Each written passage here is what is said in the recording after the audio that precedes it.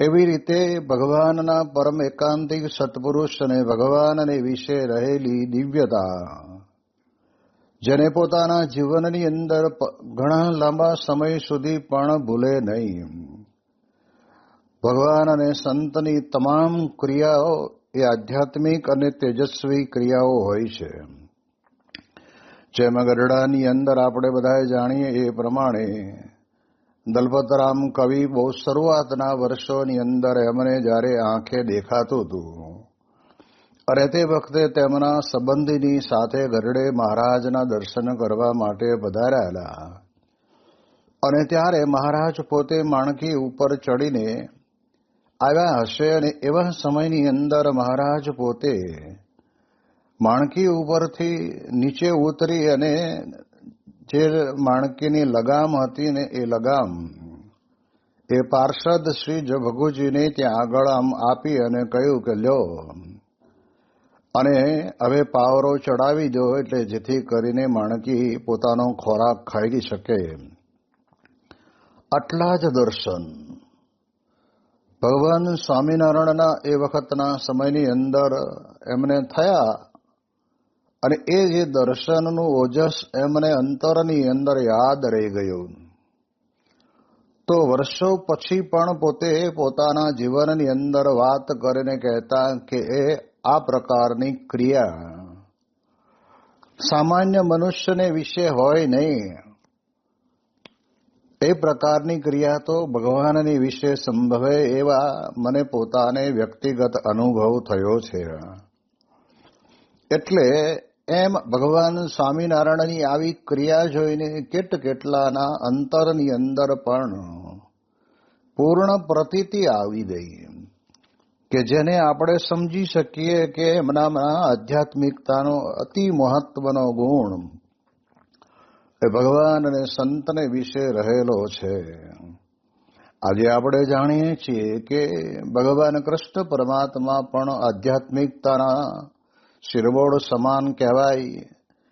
એમણે જે મહાભારતના યુદ્ધ વખતે અર્જુન મહારાજને શ્રીમદ ભગવદ્ ગીતાનું જ્ઞાન આપ્યું, આ જ્ઞાન કોઈ સામાન્ય વ્યક્તિનું આપેલું જ્ઞાન નથી, અથવા તો બંને એકબીજા મિત્ર હતા એટલે આપ્યું એવું પણ નથી.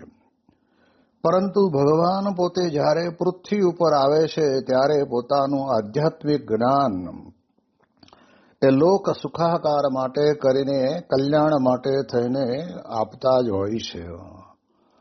અને એટલે જ આપણે જાણીએ છીએ કે આજે 5-4 વર્ષ પછી પણ કૃષ્ણ ભગવાનનો મહિમા ઠેર ઠેર ઠેક ઠેકાણે ત્યાં આગળ દેશ અને પ્રદેશની ધરતી ઉપર પણ એ છવાયેલો દેખાય છે. એનું કારણ કે એવું આધ્યાત્મિક તેજ ભગવાન કૃષ્ણ પરમાત્માને વિશે હતું. લૌકિક માણસની જેમ ઓજસ કદાચ નહીં દેખાતું હોય પણ આધ્યાત્મિકતાની અસર બહુ ઊંડી પડે છે. પ્રમુખ સ્વામી મહારાજ 1985ની સાલની અંદર જ્યારે અમદાવાદની અંદર ગુણાતીતાનંદ સ્વામી દ્વિશતાબ્દી મહોત્સવ ઉજવી રહ્યા છે એવા સમય દરમિયાન ત્યાં આગળ ભારતના રાષ્ટ્રપતિ જ્ઞાની જલસિંહ આવેલા અને એમણે પોતે પોતાના કાર્યક્રમ માટે થઈને ગુજરાતની અંદર 3 દિવસ વિચરણ કરવાના હતા. એમાં વચ્ચે સંતોએ મુલાકાત ગોઠવી અને કહ્યું કે આવો એક ઉત્સવ ઉજવાઈ રહ્યો છે, એમાં આપ જરૂર પધારો. અને માત્ર 20 મિનિટનો સમય એમને આપ્યો કે જરૂર આવીશ. રાજ્ય સરકાર તરફથી બધી જ પ્રકારના એના નિયમો જે છે એ પ્રમાણેની વ્યવસ્થા બધું જ થવા માંડ્યું.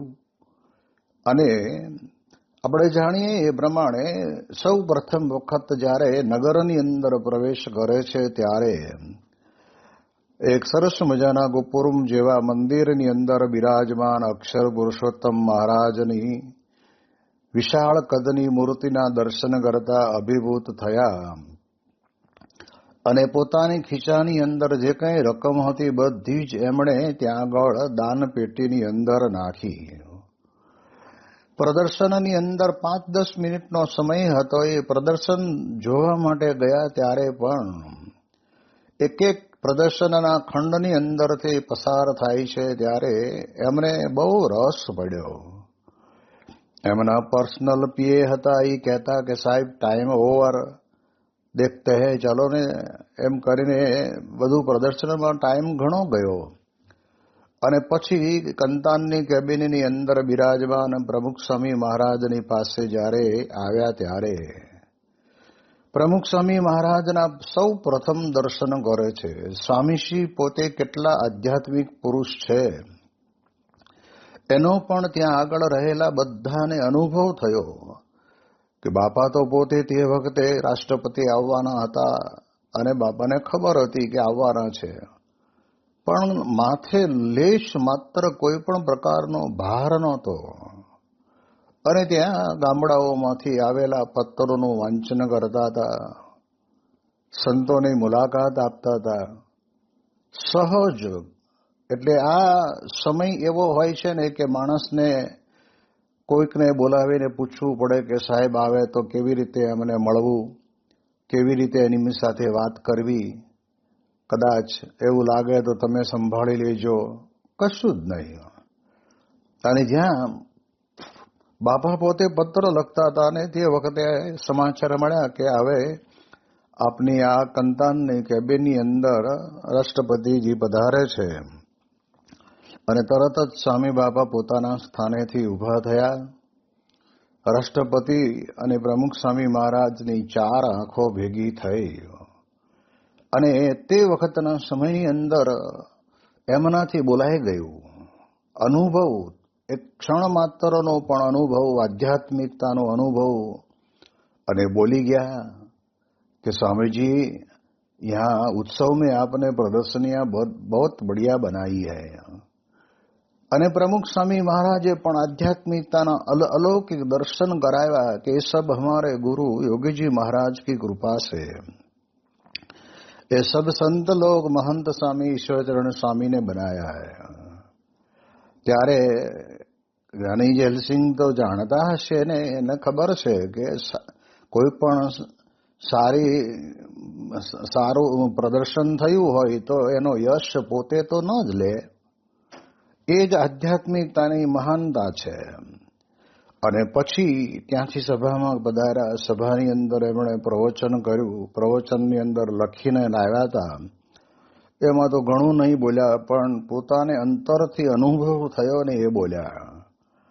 અને બોલતા बोलता बोला कि आज स्वामी जी का दर्शन करते मुझे अनुभव हो रहा है कि स्वामी जी में न काम न क्रोध न लोभ न मोह न माया कुछ नहीं है. परम पवित्र हृदय वाले संत है.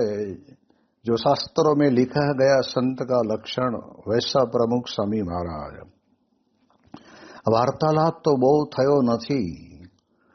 અને કંઈ પ્રમુખ સ્વામી મહારાજે કંઈ એવું પણ આમ કે જ્ઞાની જલસિંહ જેવા રાષ્ટ્રપતિને આંજી દે એવું કંઈક કાર્ય કર્મ કર્યું હોય અથવા તો એવો આમ હાથ ફેલાયો હોય એવું કશું જ નથી. પણ પ્રમુખ સ્વામી મહારાજની આધ્યાત્મિકતાના દર્શન અને એ એમને અનુભવ થયો ને, અને એટલે જ બોલ્યા. અને પછી કહ્યું કે સ્વામીજી મેરી आपको प्रार्थना है कि जब आप दिल्ली पधारो तब हमारे राष्ट्रपति भवन में अवश्य पधारना. સ્વામીશ્રીને પોતાના રાષ્ટ્રપતિ ભુવનની અંદર પધારવા માટેનું આમંત્રણ આપી દે એ કેટલી મોટી જબરજસ્ત વાત કહેવાય. તો આપણને આ ખ્યાલ આવે કે એમને અનુભૂતિ થઈ. નડિયાદથી પીપલતાને પાવન કરતા બોચાસણ પહોંચેલા સ્વામીજીના સાનિધ્યમાં તારીખ 16 જુલાઈના રોજ ગુરુ પૂનમનો સમયો ધામધૂમથી ઉજવાયો. તેમાં ઉમટેલા કચ્છથી કલકત્તા સુધીના સત્સંગથી સભાખંડની ભીતો ભીસાઈ રહી. સ્વામીજીના કૃપાશીષ પામી સૌ ધન્ય થયા. સભા બાદ પૂજન વિધિ પણ ઘણો લાંબો ચાલતા સ્વામીશ્રી નવા રસોડામાં જમીને પરવાર્યા ત્યારે બપોરના 3:30 વાગ્યા. આરસામાં ચાતુર્માસ ચાલુ થઈ ગયો હોવાથી તેઓએ પણ એક ટાણા કરવાનું વ્રત લીધેલું. શારીરિક તકલીફો વધતા તેઓ દર વર્ષે પોતાના વતી કોક ને કોક સંતને ધારણા પાડવાનું વ્રત આપતા. તોય સ્વયં એકટાણા કરવાનો આગ્રહ તો સેવતા જ. તે મુજબ આ વર્ષે આરંભેલું આ વ્રત ન કરવા તેઓને સંતોએ ઘણું સમજાવેલા, પરંતુ સદા સરળ સ્વામીશ્રી આવી બાબતોમાં ખૂબ મક્કમ રહેતા. તે વખતે સૌને ન છૂટકે વડીલ સંતોને કહી તેઓનું વ્રત તપ હળવું કરાવતા. આ રીત અનુસાર અહીં બોચાસણમાં ત્યાગ વલ્લભદાસ સ્વામીએ સ્વામીશ્રીને એક ટાણા છોડવા વિનંતી કરતા તેઓને નમતું જોખવું પડ્યું. પણ તે સમયની તેઓની મુખ રેખાઓ તનને રાખ્યું છે તપમાં રૂપે તેઓની ઓળખ આપતી રહી. દિવસે દિવસે માનવી માત્રમાં જે શિથિલ થતું જણાય તે સ્વામીશ્રીમાં ચડતી કળાનું દેખાતું. બોચાસણમાં ગુરુ પૂનમ બાદ વિવિધ ભક્તો તરફથી ગોઠવાયેલા પારાયણના કારણે અહીં જ રોકાયેલા સ્વામીશ્રી કથા વાર્તાનો અલભ્ય લાભ આપતા, સાથે હિંડોળાનો ઉત્સવ શરૂ થયો હોવાથી નીત નવા હિંડોળાની શોભા નિરખવા પણ ભક્ત મેદની મોટી સંખ્યામાં ઉમટતી. સ્વામીશ્રીના આશીર્વાદ લેવા પ્રદેશના નામાંકિત આગેવાનોની આવન જાવને ઘણી રહેતી. તે ક્રમમાં તારીખ 25 જુલાઈના રોજ બોચાસણના સેવાશ્રમ વિદ્યાલયની હોસ્પિટલના હાર્ડવેર પુરુષોત્તમદાસ આવ્યા. આ ચુસ્ત અને સક્રિય ગાંધીવાદી સ્વામીશ્રી પાસે આવતા વેત મુગ્ધ ભાવે કહેવા લાગ્યા, હરિપુરામાં ભરાયેલા કોંગ્રેસના અધિવેશન વખતે હું સ્વયંસેવકોનો કમાન્ડર હતો. ત્યાં ઘણી વ્યવસ્થા હતી, પરંતુ અહીં 2-3 દિવસ સ્વામિનારાયણ નગરમાં આવ્યો અને ત્યાં બધે ફરી ફરીને જોયું ત્યારે આભો જ બની ગયો. અતિ ઉત્તમ વ્યવસ્થા મેં ત્યાં જોઈ. કોઈ જગ્યાએ કોઈ પણ પ્રકારની ઉણપ નહીં. સ્વયંસેવકો વિનયી, પુસ્તકોના સ્ટોકના હિસાબ એક જણ આવી વ્યવસ્થિત તપાસી જાય. આપણે કંઈ સૂચન કરીએ ને સારું હોય તો તરત અપનાવી લે. કાગળનો ટુકડો ક્યાંય દેખાય નહીં. અદ્ભુત, અદ્ભુત. ગાંધી ચિંધ્યા માર્ગે ચાલેલા પણ સ્વામી ચિંધ્યા માર્ગમાં કંઈ વિશેષતા અનુભવતા. સાચે જ સ્વામીશ્રીએ સિંચેલા શિસ્ત સદાચાર મુઠ્ઠી ઉચેરા હતા.